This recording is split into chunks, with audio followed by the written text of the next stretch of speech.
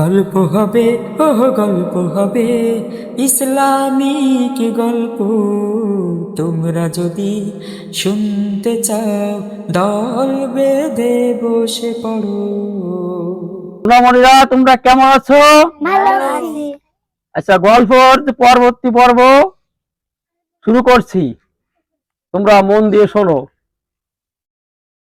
এই মহামানবের নাম দেখলেন, দেখে বললেন এই নাম আমি স্মরণ করবো, দেখি কি হয়, আল্লাহ ক্ষমা করেন কিনা। তারপরে আদম আলাইহিস সালাম মুনাজাত করলেন, রব্বানা যালামনা আনফুসিনা ওয়া ইল্লাম তাগফির লানা ওয়া তারহামনা লানাকুনান্না মিনাল খাসিরিন। তারপরে বললেন লা ইলাহা ইল্লাল্লাহু মুহাম্মাদুর রাসূলুল্লাহ সাল্লাল্লাহু আলাইহি ওয়াসাল্লাম। আল্লাহ বললেন, আদম তুমি এ কোথা থেকে পেলে? আমার হাবিবের নাম কোথায় পেলে? আর তো দেরি করা যায় না। আদম আলাইহিস সালাম বললেন, আল্লাহ, আমি যে সময় বেহেশতে ছিলাম তখন দেখেছিলাম বেহেশতে লেখা এই নাম, তাই আমি স্মরণ করলাম। যাও, তোমাকে ক্ষমা করে দেওয়া হলো। তারপরে মা হওয়া, আদম, পিতা আদম আলাইহিস সালাম দুইজন এক জায়গায় হাজির হলেন, হয়ে ওনারা সংসার দল শুরু করলেন। তারপরে আল্লাহ জোড়া জোড়া জিম যন্ত্র দিলেন, গরু দিলেন হাল চাষ করার জন্য। ওরা হাল চাষ শুরু করলেন। শুরু করতে করতে বীজ বপন করে ওই মাথায় যেতে যেতে দেখা যায় তারা হয়ে, তারপরে দিয়ে ফল হয়ে পাকা শুরু হলো। আদম সাল্লাল্লাহু আল্লাহু আকবার, মাটির জবান খুলে গেল। মাটি বলল, আদম, তুমি তো আমার বৃদ্ধ বয়সে এসেছো, নাই আরো শক্তি আমার ছিল, এখন ওই রকম শক্তি আর নাই।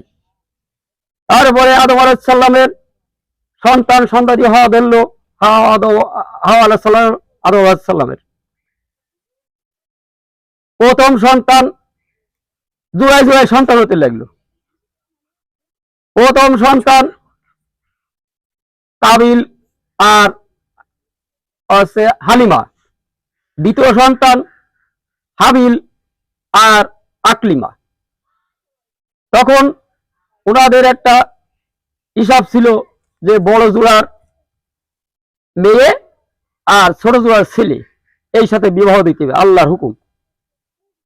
সেইভাবে হাবিলের সাথে আকলিমার বিয়ে হয়, আর কাবিলের সাথে হালিমার বিয়ে হয়।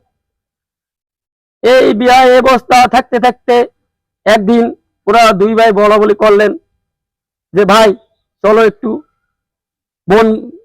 বন ভ্রমণ করে আসি। ওরা চলে গেলেন। যে ঘুরতে ঘুরতে কাবিলকে বলছে হাবিল, ভাই আমার ঘুম লেগেছে, আমি একটু ঘুমাবো। কাবিল বলল, তাহলে তুমি আমার এই উরতের পারে ঘুমাও।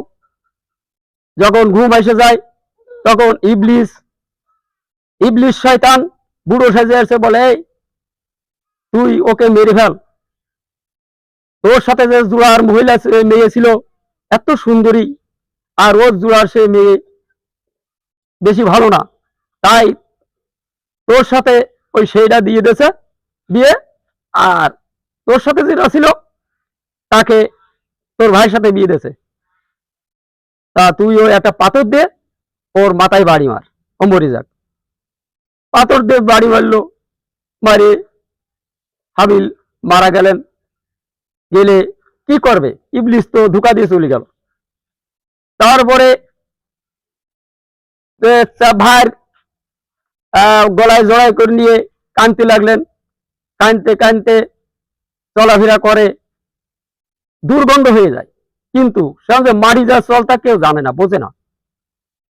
তাই আল্লাহ পাক বললেন কয়েক ফেরেশতাকে, ফেরেশতা যাও, তোমরা ওর একটু দেখাই দাও। দুই কাক আসলো ফেরেশতা কাক হয়ে, আসে দুইজন ঠকাঠকি করতে করতে একটা মারা গেল। মারা গেলে আর একটা পা দিয়ে মাটি খুঁড়ে খুঁড়ে ওর ভিতর পুঁতে রেখে চলে গেল।